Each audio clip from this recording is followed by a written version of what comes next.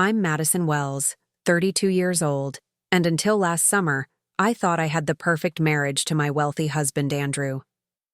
For 5 years, I tolerated his sister Rebecca's subtle jabs and exclusion tactics, always trying to keep the peace. But when she convinced the entire family to ban their pregnant daughter-in-law, that's me, from their annual yacht trip for the baby's safety, something inside me snapped. Little did they know, I had a secret that would change everything. The look on Rebecca's face was priceless when the staff greeted me with, "Welcome aboard, owner." Before I dive into this wild story, where are you watching from?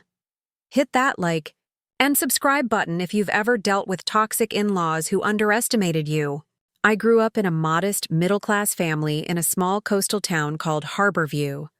My parents owned a local bookstore that barely kept us afloat financially, but our home was filled with love and respect. I worked summer jobs at the marina. Since I was 16, watching wealthy families board their gleaming yachts while I served ice cream or helped with boat rentals. Never in my wildest dreams did I imagine I'd one day be part of that world. That all changed when I met Andrew Wells at a charity gala 7 years ago. I was there representing the marketing firm I worked for, which had donated services to the event.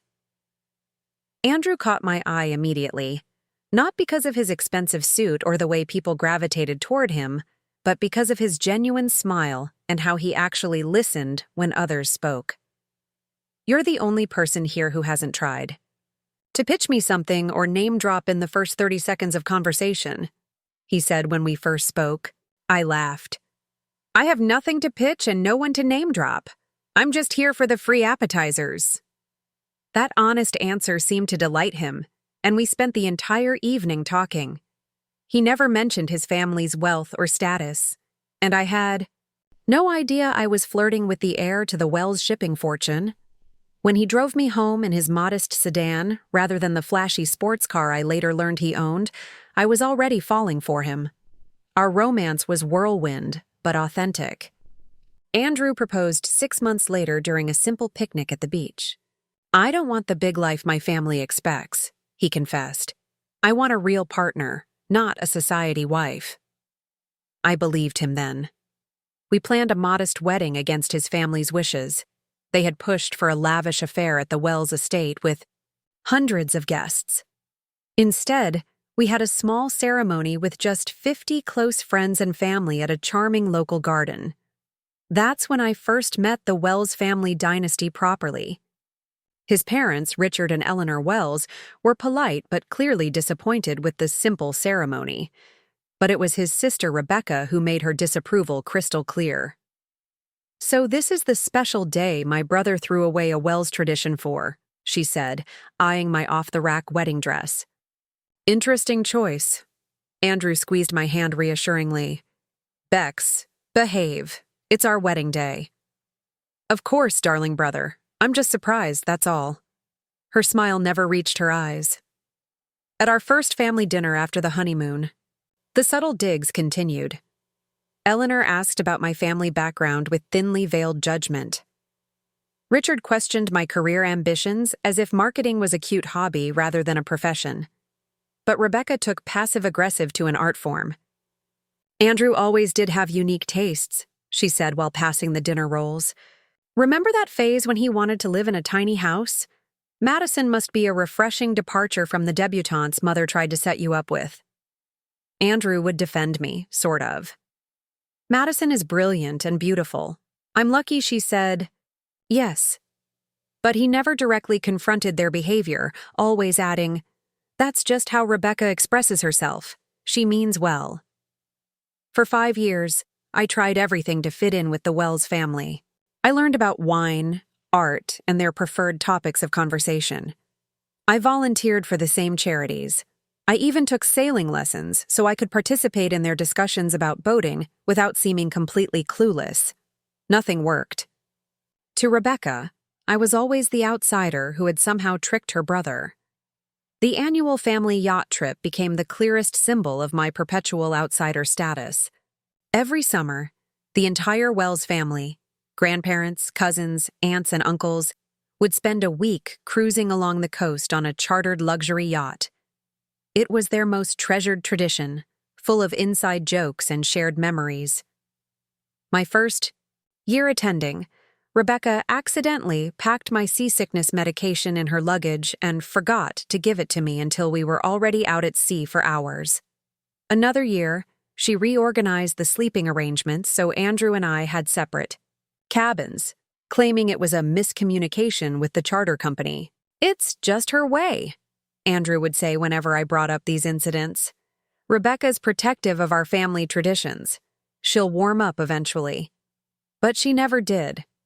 And slowly, I started to see that Andrew, for all his talk about wanting something different from his family, still desperately craved their approval, especially Rebecca's. Despite the Wells family's dismissal of my career, I thrived professionally. My marketing firm promoted me to executive level, and I led campaigns for several major national brands. Rebecca would smile tightly whenever I mentioned work achievements at family gatherings. "How quaint that you still work," she once said. "The Wells women typically focus on philanthropy and family foundations." What no one knew, not even Andrew, was that I had been channeling my earnings into a secret passion project. Growing up near the marina, I'd always been fascinated by yacht design. 3 years ago, I discovered a small, innovative yacht design firm called Aquavision that was struggling financially but had brilliant concepts. I invested my savings in year-end bonuses, eventually becoming a significant but silent stakeholder. Meanwhile, Andrew was spending more time working with the family business. What started as helping Dad with a special project turned into regular 60-hour work weeks and weekend strategy sessions, usually with Rebecca present as the company's marketing director.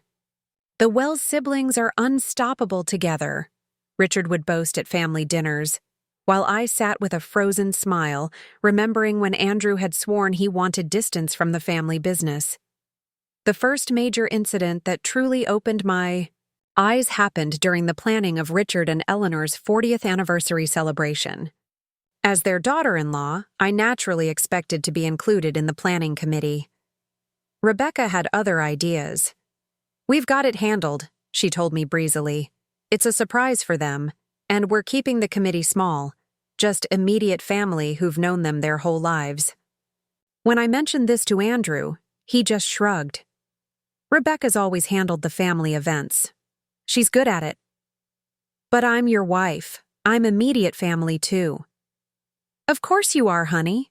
But this is different. It's their 40th. Rebecca wants everything perfect. You understand, right?" I didn't understand, but I swallowed my hurt and nodded. The anniversary party was elegant, elaborate, and I was introduced to distant relatives and family friends as an afterthought. Some even mistook me for catering staff. Around this time, I discovered I was pregnant. After the initial shock and joy, I planned to tell Andrew on our upcoming 5th anniversary.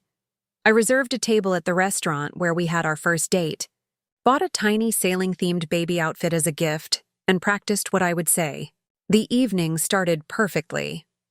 Andrew arrived on time with flowers. We ordered champagne, which I secretly arranged with the waiter to be sparkling water in my glass. Just as I was about to share my news, Andrew's phone rang. He glanced at it. "Sorry, I need to take this. It's Rebecca." 20 minutes later, he was still on the phone, now discussing some family business emergency that apparently couldn't wait. Our anniversary dinner grew cold as I watched my husband nod and take notes about shipping manifests and client meetings. When he finally hung up, he was distracted and apologetic. "Sorry about that. Rebecca and Dad needed my input on the Singapore account." Where were we? The moment was ruined. I couldn't bear to share my precious news as an afterthought to a business call from Rebecca. I tucked the baby outfit back into my purse and forced a smile. "Nothing important. Let's just enjoy dinner." That night, as Andrew slept soundly beside me, I stared at the ceiling and wondered when I had become so insignificant in my own marriage. I placed a hand on my still flat stomach and whispered a promise to my unborn child. You will always come, first with me. The next morning, I tried to have an honest conversation with Andrew about feeling like an outsider in his family. I love you, he said, kissing my forehead. Isn't that what matters? Of course, but your family is a huge part of your life, and after 5 years, I still feel like a guest at best, an intruder at worst. Andrew sighed. They're just set in their ways.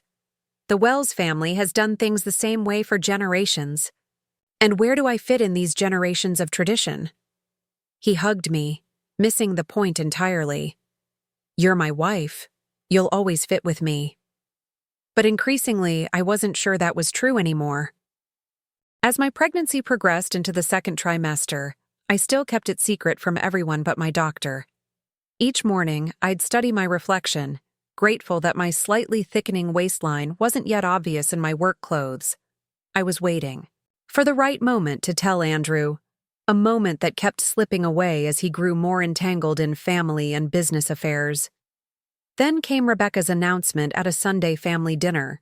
She was engaged to Preston, a third-generation banking heir she'd been dating for just 6 months. We're thinking a Christmas wedding, she gushed, flashing her enormous diamond ring. Small and intimate, just 400 of our closest friends and family. Eleanor was ecstatic. Richard beamed with pride. Andrew immediately volunteered to handle special licensing for an exclusive venue Rebecca wanted. Just like that, all family attention centered on Rebecca's wedding plans for the foreseeable future. That same week, planning began for the annual family yacht trip, traditionally held in late July. This year they were chartering the Sapphire Dawn, a 120-foot luxury yacht, for a week-long cruise along the coast. You'll love it, Madison, Eleanor said. The master suite has a private deck perfect for morning coffee. I smiled weakly, already concerned about how my increasing pregnancy nausea might handle a week at sea. I was approaching 16 weeks pregnant, and while the worst, morning sickness had passed, certain smells and motions could still trigger queasiness. Rebecca threw herself into wedding planning with predictable intensity, scheduling tastings, venue visits, and dress fittings, all conveniently when I was at work or otherwise unable to attend. So sad you couldn't make the bridesmaids' luncheon, she said with mock disappointment. We had such fun choosing the color palette. The fact that I hadn't been asked to be a bridesmaid despite being her brother's wife for 5 years wasn't mentioned. Andrew spent less and less time at home, dividing his hours between work and helping Rebecca with urgent wedding tasks. Some nights he'd come home after I was already asleep, crawling into bed with whispered apologies I was too tired to acknowledge. My isolation pushed me to focus more on my secret business investment. Aquavision was flourishing beyond my wildest expectations. Their innovative, eco-friendly yacht designs were gaining attention in the industry, and my initial investment had already tripled in value. During lunch breaks, I'd review business reports and concept designs, finding joy in this separate world. That was entirely mine. By 16 weeks, my pregnancy was becoming harder to hide. The morning I couldn't button my regular work slacks, I knew it was time to tell Andrew. I prepared a special breakfast and waited for him on a rare Saturday he didn't have plans. Andrew, I have something important to tell you. I took his hand and placed it on my slightly rounded belly. We're having a baby. I'm 16 weeks pregnant. His face transformed with shock, then joy. A baby? We're having a baby! He picked me up and spun me around, then suddenly set me down. Wait, 16 weeks? Why didn't you tell me sooner? I explained how I'd wanted the perfect moment, how his busy schedule and family commitments had made that difficult. He listened, nodding with growing understanding and a hint of shame. This changes everything, he said, kissing me. From now on, you and the baby come first. I wanted to believe him. For a few golden hours, I did. Then he reached for his phone. I have to tell Rebecca. She's going to be an aunt. Wait, I said, grabbing his wrist. Can we keep this between us just a little longer? I'd like to tell your parents in person, make it special. He hesitated, phone in hand. Rebecca's family, too. She'd be hurt if she found out last. Before I could object further, he was dialing her number, excitedly sharing our news. I watched his animated conversation, my heart sinking as he promised to bring ultrasound pictures to her wedding venue appointment the next day. So much for putting me and the baby first. Rebecca's reaction to my pregnancy news was a masterclass in fake enthusiasm, followed by calculated concern. "A baby! How wonderful!" she exclaimed when she saw me next, hugging me stiffly before pulling back to study my small bump. "Though you must be so uncomfortable already. And with the yacht trip coming up, have you thought about the safety issues?" I assured her my doctor had said travel was perfectly fine at this stage. But a yacht, Madison. All that motion, no hospitals nearby if there's an emergency. As your future aunt, I'm concerned. I smiled tightly.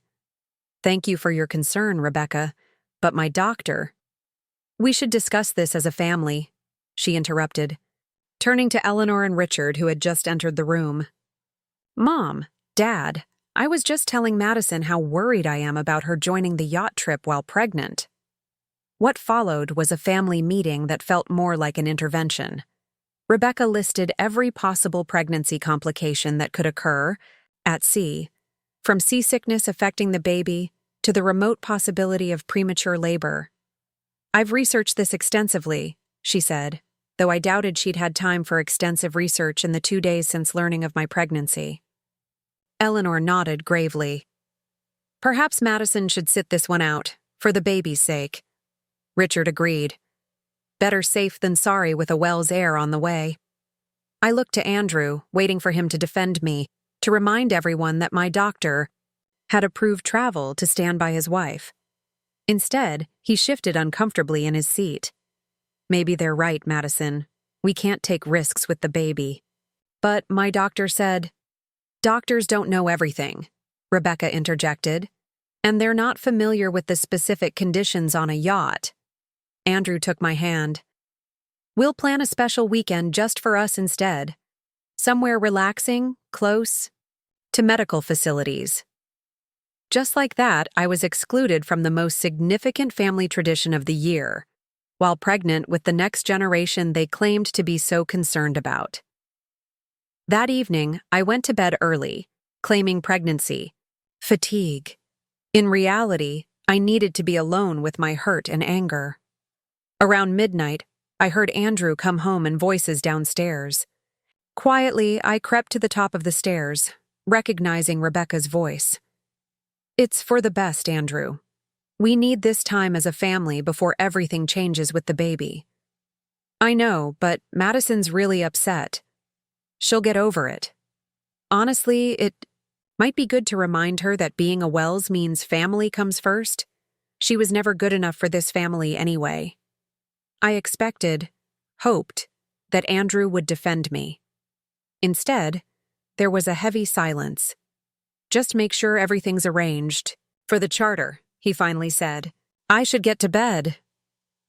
I slipped back to our room, tears streaming down my face. When Andrew entered, I pretended to be asleep, unable to face him.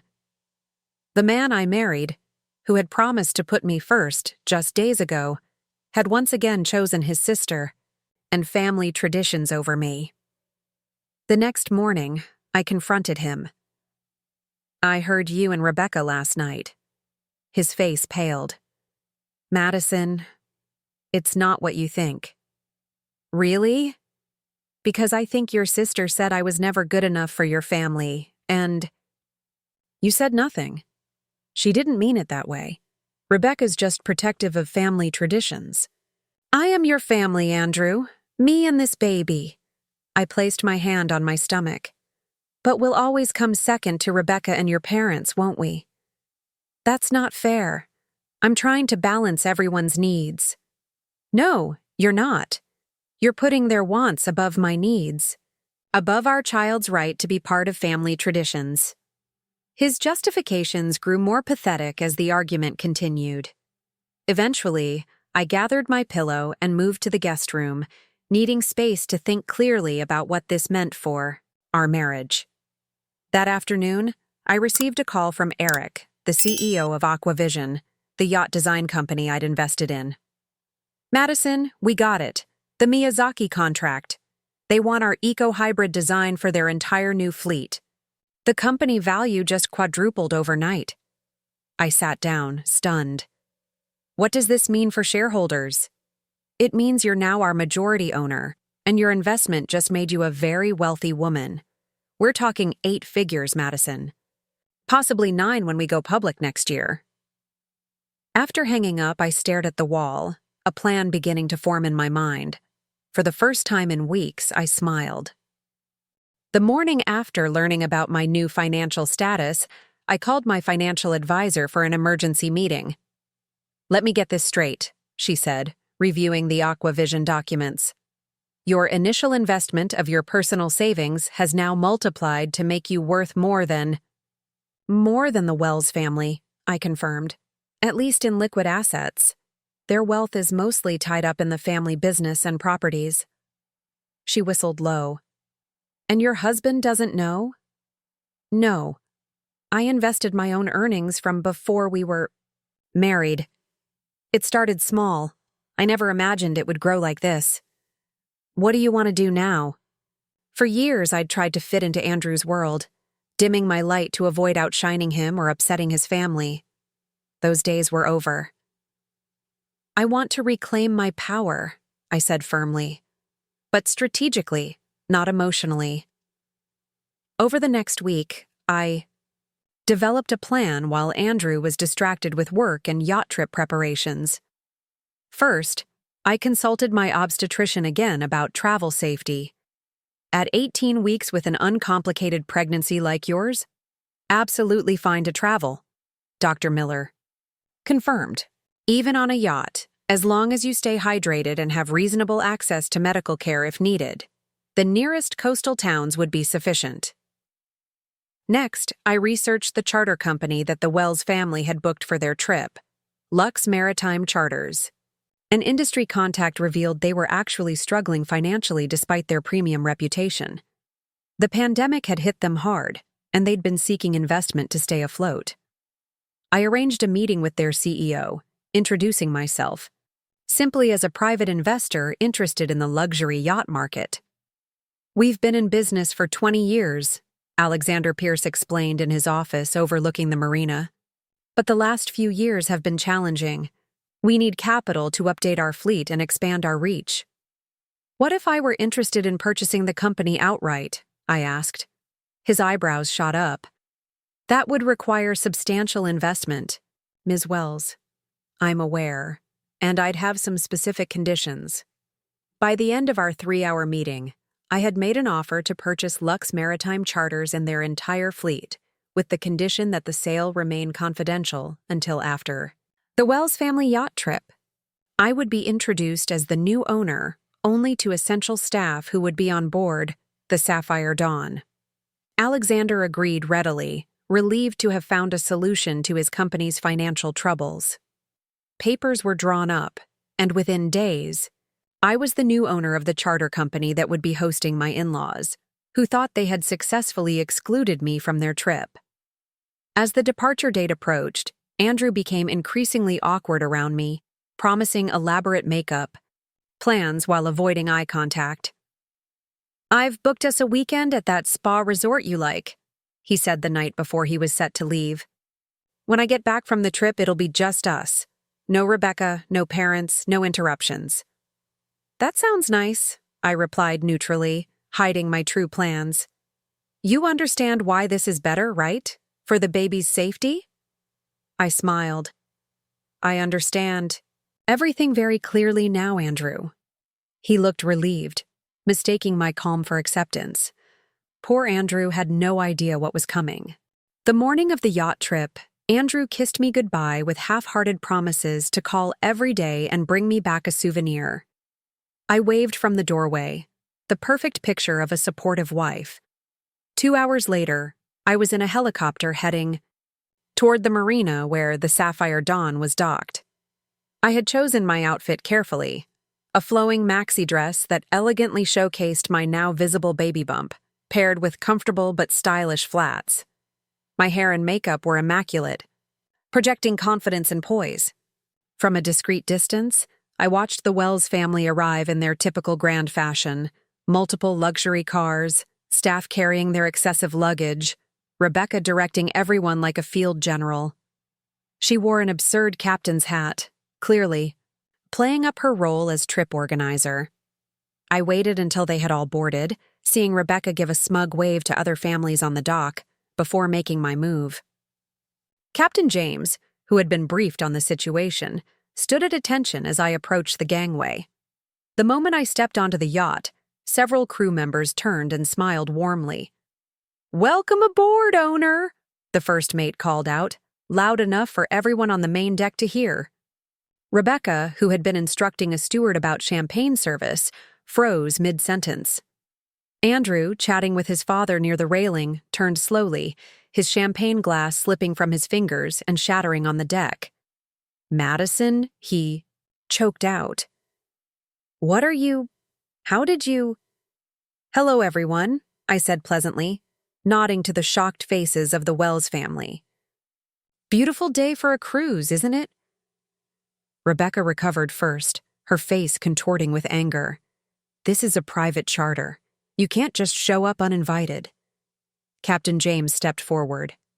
"Actually, Mrs. Wells is not just invited. She's the owner. Lux Maritime Charters was purchased last week by Mrs. Madison Wells." "That's impossible," Richard sputtered, looking between me and the captain. "I assure you it's quite possible," I replied calmly. "And as the owner, I wouldn't dream of missing this family tradition. After all, family comes first, right, Rebecca?" Andrew approached me, his face pale with confusion. "Madison, what's going on? How did you—" "Perhaps we should talk privately," I suggested, maintaining my composure despite my racing heart. Rebecca wasn't having it. "You can't do this. We've planned this trip for months. You're ruining everything as usual." "Rebecca," Eleanor warned, looking embarrassed. "No, Mother. First she traps Andrew with a baby, and now this stunt? She's not family. She'll never be family." "Actually," I said, opening my purse and removing the ultrasound pictures I'd brought, "I'm bringing the next generation of the Wells family on this trip." I handed the pictures to Eleanor and Richard. "Your grandchild, due in December. Your doctor was concerned about yacht safety?" My doctor wrote this note clearing me completely for travel.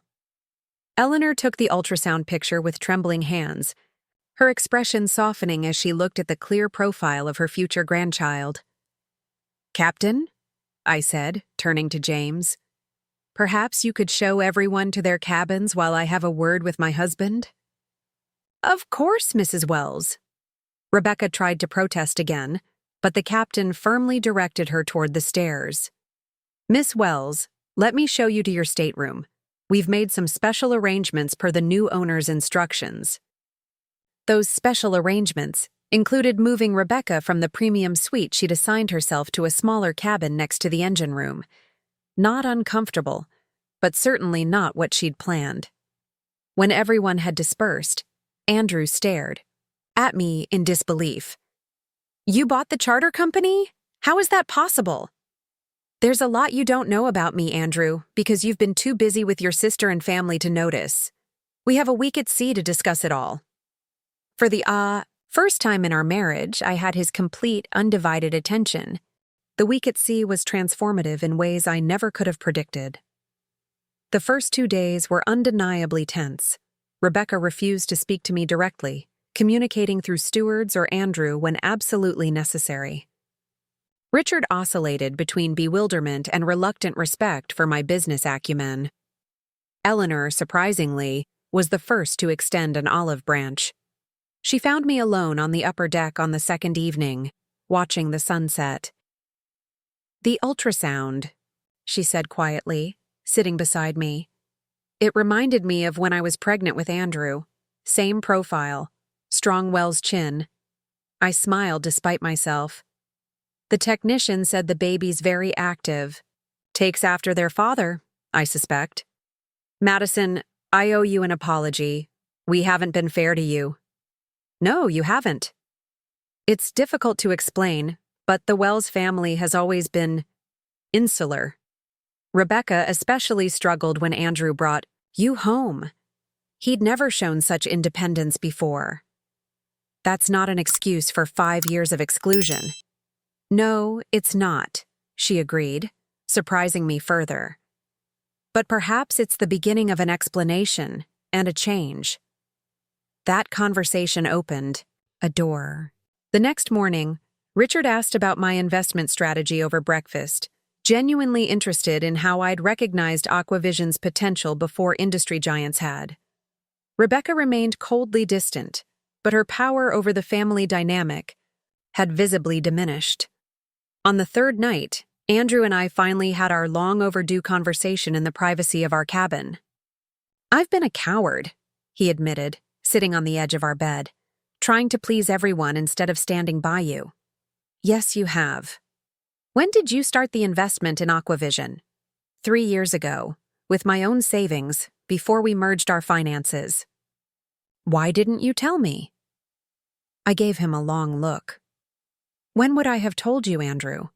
Between Rebecca's emergencies and your parents' expectations, when have you made space for my dreams?" He had no answer for that. "I love you," I said, "but things need to change. I won't be second place in my own marriage anymore." "You won't be," he promised, taking my hands. "This week has been eye-opening. Seeing you stand up to my family, watching you command respect from the crew, realizing how much I've missed about your life. I'm ashamed, but also proud of you." "It's not about pride, Andrew. It's about partnership, real partnership." Over the remaining days, Andrew began setting boundaries with his family for the first time. He declined a business call from Rebecca, stating he was spending time with his wife. He corrected his father when Richard referred to my business success as lucky timing. Small steps, but meaningful ones. By the time we returned to shore, the family dynamic had shifted permanently. Rebecca still resented me, but her performance now had an audience of one, herself. Eleanor invited me to lunch, just the two of us, to discuss nursery plans. Richard offered to introduce me to some of his business contacts who might be interested in Aquavision's designs. 4 months later, our daughter Lily was born. Andrew was a changed man, present, supportive, and clear about his priorities. He reduced his hours at the family business to be home for dinner every night, and when Rebecca called with emergencies, he learned to say, "I'll call you back tomorrow." My yacht design business flourished beyond expectations. I introduced a line specifically created for women sailors and families, addressing needs the male-dominated industry had overlooked. Andrew supported my career wholeheartedly, often caring for Lily while I took business meetings. The most profound change was within me. I stopped trying to fit into spaces where I wasn't valued. I recognized my worth and stopped accepting scraps of inclusion when I deserved a full seat at the table. The following summer, there was never any question about who would be invited on the family yacht trip. Rebecca had learned to moderate her behavior, if not her feelings. And the Sapphire Dawn, now officially renamed New Beginnings, welcomed all members of the Wells family, including its newest and most outspoken addition. Standing on the deck with Lily in my arms, watching the sunset over the same waters, where I once served ice cream to wealthy tourists, I reflected on how far I'd come. Not because I'd acquired wealth or status, but because I'd found my voice and the courage to use it. Life will always have people who try to make you feel small, unworthy, or out of place. The real victory isn't in proving them wrong, though I admit that part was satisfying, but in refusing to let their opinions define your worth. Have you ever had to stand up to someone who underestimated you? How did you reclaim your power in that situation? Share your story in the comments below, and don't forget to like and subscribe if this resonated with you. Remember, sometimes, the people who try to exclude you are doing you a favor.